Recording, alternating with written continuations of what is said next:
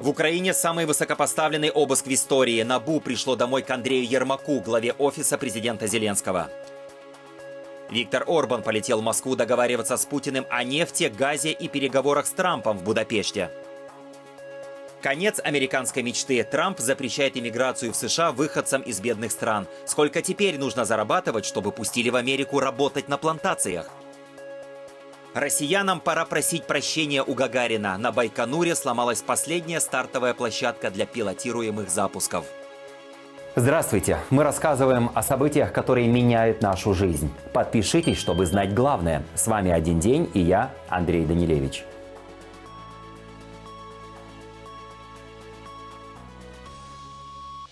Утром 28 ноября сотрудники НАБУ и САП провели обыски у главы офиса президента Украины Андрея Ермака в правительственном квартале Киева.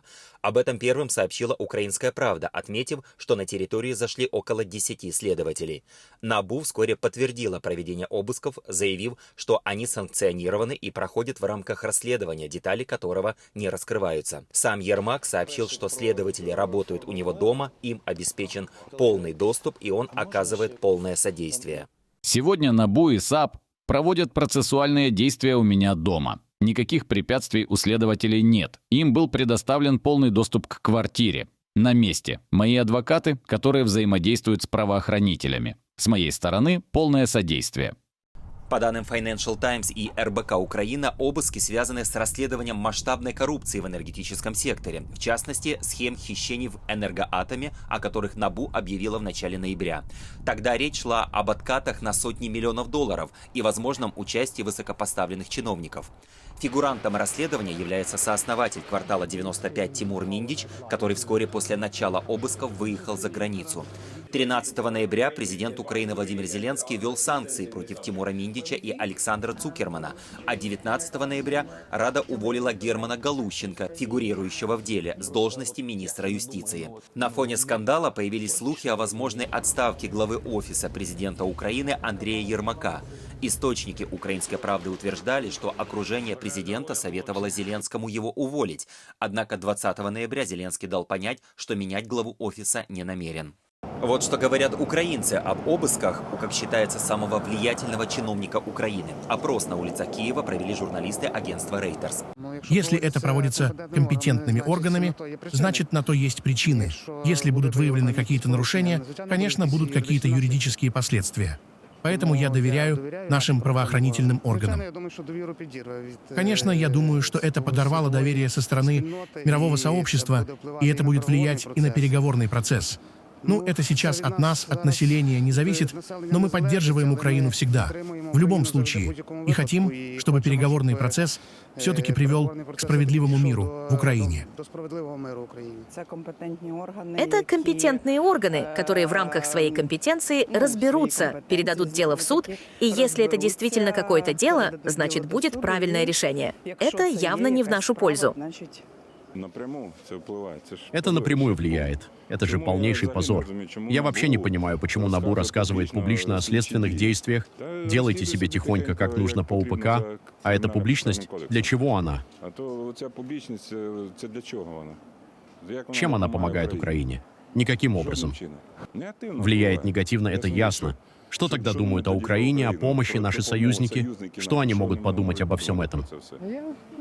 Я вообще считаю, что Ермак — фигура очень неоднозначная. И откуда он появился? Из ниоткуда.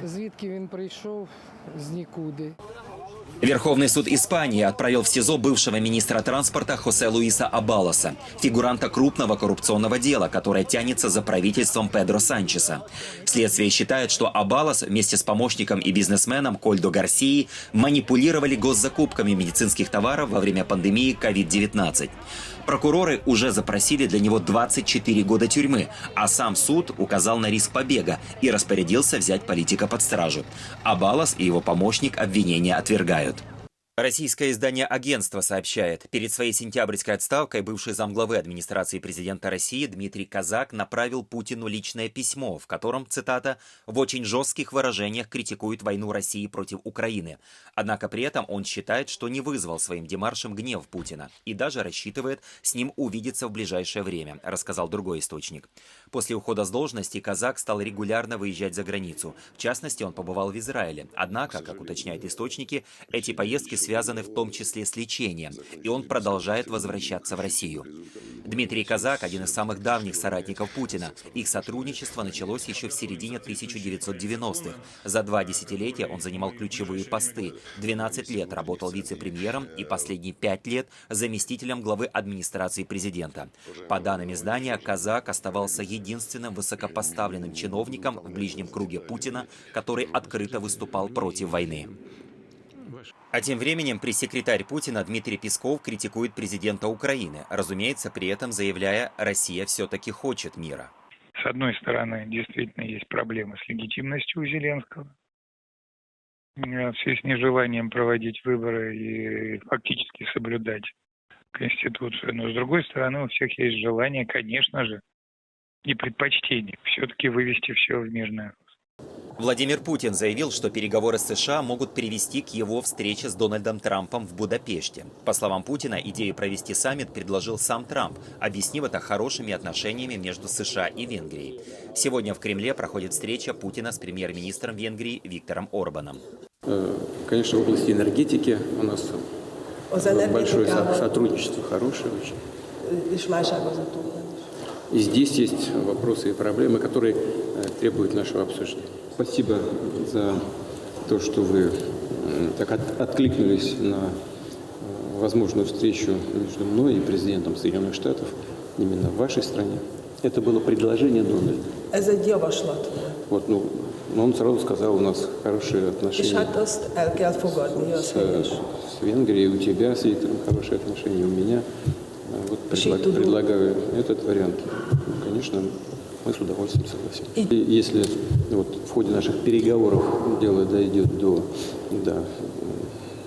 использования площадки Будапешта, я буду этому тоже очень рад. Также Путин напомнил, что на следующей неделе у него запланирована встреча со Стивом Уиткоффом. В Москву может приехать и зять Трампа Джаред Кушнер, которого СМИ называют соавтором 28-пунктного плана, предусматривающего вывод украинских войск из Донбасса. Орбан подчеркнул, что Будапешт готов предоставить площадку для переговоров России и Украины и заинтересован в успешном завершении мирных инициатив. У нас есть сотрудничество в важных сферах, и мы не отказались от сотрудничества ни по одной из сфер, ни под каким внешним давлением. Я думаю, что мы еще многое сделаем.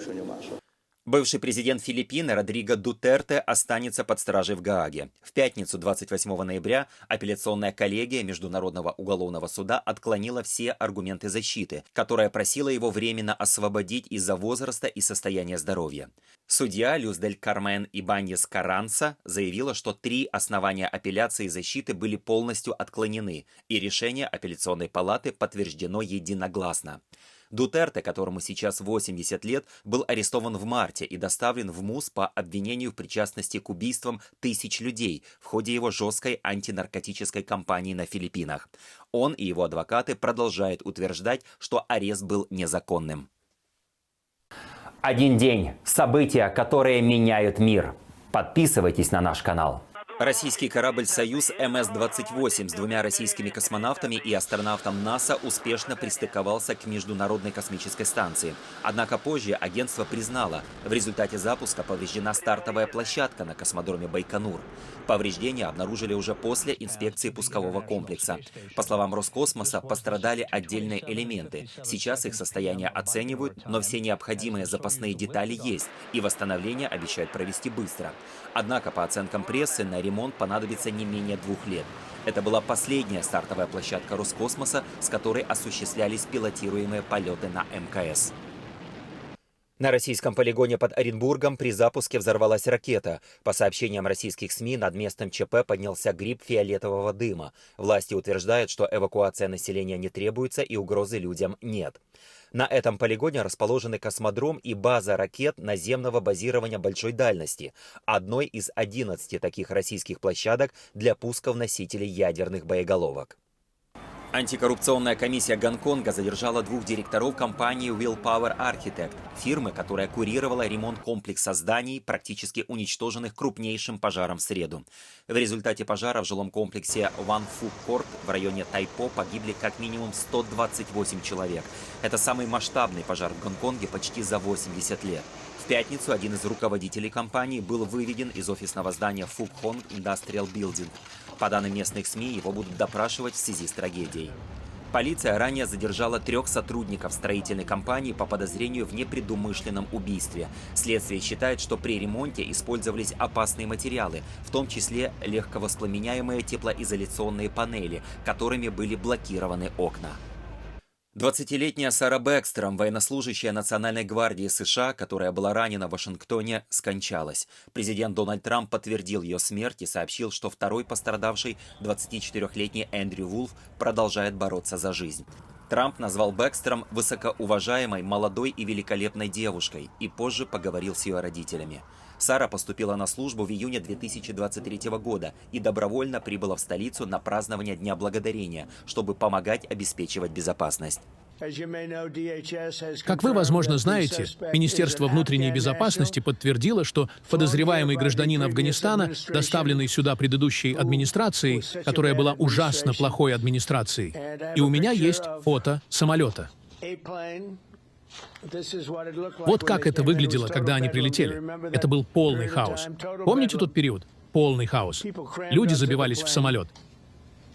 И самые суровые, самые жесткие, самые физически способные попадали на борт не те люди, которых мы искали или которых они хотели привезти. Вот фото для вас. Просто посмотрите на этот самолет, стоят друг на друге, сидят друг на друге. Вот что у нас было при администрации Байдена. Он сошел с ума. Я имею в виду, он сдурел. И такое случается слишком часто с этими людьми. Вы видите их? Но смотрите, вот так они заходят. Стоят друг на друге, и это самолет. Никакой проверки, ничего. Они заходят, проверяют их. И у нас много таких людей в стране. И мы их выведем, но они с ума сходят. С ними что-то происходит. Ваш генеральный инспектор Министерства юстиции только что сообщил, что в этом году была слабая проверка со стороны DHS и ФБР этих афганцев, которых привезли в США. Так, почему вы вините администрацию Байдена? Потому что они их пустили. Вы что, тупая? Вы тупая, потому что они пришли на самолете вместе с тысячами других людей. Их здесь быть не должно. И вы просто задаете вопросы, потому что вы глупая. И у нас есть закон, который принят. Почти невозможно не пустить их. Как только они попадают сюда, вы не можете их выдворить. Они пришли, непроверенные, неосмотренные. Их было много, они прилетели на больших самолетах. И это было позорно. Если вы посмотрите, вы увидите, что закон принят. Он делает почти невозможным не пустить их, не сертифицировать их, так сказать. Как только они попадают сюда, они попали, а их нельзя было пускать. Честно говоря, это был полный бардак. Вся ситуация с Афганистаном была бардаком. Этого вообще не должно было случиться. Если бы мы собирались уходить, а мы бы ушли, потому что я все подготовил. Мы бы ушли с силой, достоинством и точностью, и ушли бы из Баграма. И мы бы сохранили Баграм, кстати, из-за его очень тесной связи с Китаем и местом, где они делают свои ракеты. Но когда вы пускаете людей тысячами и тысячами, они сделали ужасную ошибку. Но они были некомпетентны. Президент США Дональд Трамп заявил о приостановке иммиграции из всех третьих стран и прекращении федеральных пособий для мигрантов, которых он считает угрозой безопасности. Очень счастливого дня благодарения всем нашим великим американским гражданам и патриотам, которые были настолько любезны, позволяя нашей стране быть разделенной, разрушенной, расчлененной, убиваемой, избиваемой, ограбленной и высмеиваемой вместе с некоторыми другими глупыми странами по всему миру, за то, что они были политически корректны и просто тупы, когда речь идет о иммиграции. Официальное число иностранного населения США составляет 53 миллиона человек, по данным переписи, большинство из которых находятся на пособиях, приехали из несостоятельных стран или из тюрем, психиатрических учреждений, банд или наркокартелей. Они и их дети содержатся за счет огромных выплат патриотических американских граждан, которые из-за своих прекрасных сердец не хотят открыто жаловаться или создавать проблемы каким-либо образом ни в какой форме. Они терпят то, что произошло с нашей страной, но это разъедает их изнутри. Мигрант, зарабатывающий $30 тысяч с грин-картой, получит примерно $50 тысяч годовых пособий для своей семьи. Реальное число мигрантов гораздо выше. Это бремя беженцев является основной причиной социальной дисфункции в Америке, чего не было после Второй мировой войны. Провалившиеся школы, высокий уровень преступности, упадок городов, переполненные больницы, нехватка жилья и огромные дефициты и так далее. Я навсегда приостановлю миграцию из всех стран третьего мира, чтобы дать системе США полностью восстановиться. Прекращу все миллионы незаконных приемов по указу Байдена, включая те, что подписаны сонным Джо Байденом с помощью автоподписи. И удалю всех, кто не является чистой выгодой для США или не способен любить нашу страну, прекращу все федеральные пособия и субсидии для неграждан нашей страны, лишу гражданства мигрантов, подрывающих внутреннее спокойствие, и депортирую любого иностранца, который является общественной обузой, угрозой безопасности или несовместим с западной цивилизацией. Эти цели будут преследоваться с целью достижения значительного сокращения незаконного и разрушительного населения, включая тех, кто принят через несанкционированный и незаконный процесс автоподписи. Только обратная миграция может полностью исправить эту ситуацию. Помимо этого, счастливого Дня Благодарения всем, за исключением тех, кто ненавидит, крадет, убивает и разрушает все, за что стоит Америка. Вы здесь ненадолго. И о братьях наших меньших. В Турции заметили кота, который очень похож на самого Чарли Чаплина. Не хватает только котелка и трости. Видео с этим харизматичным пушистиком набирает просмотры и вызывает улыбки у пользователей. Венгерская молодежь массово переместилась в YouTube, потому что традиционные медиа за последние годы оказались полностью под контролем власти. Часть изданий закрыли, другие поглотили лояльные владельцы, а государственные каналы превратились в инструмент односторонней коммуникации. Усиление цензуры и сужение пространства для критических голосов оставили интернет едва ли не единственным местом, где сохранилась реальная дискуссия.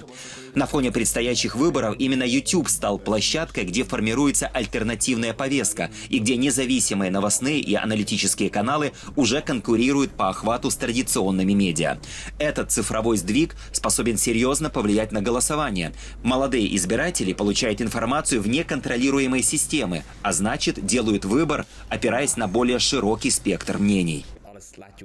Мы видим, что везде YouTube и другие платформы сильно насыщены публичной жизнью и мнениями обычных людей. Думаю, для Венгрии характерно то, что после того, как правительство во втором и третьем сроках начало полностью доминировать венгерскими телеканалами, только интернет оставался пространством, где еще сохранялась свобода. И это могло сыграть роль в том, что венгерский YouTube стал по-настоящему живым и очень разнообразным политическим пространством.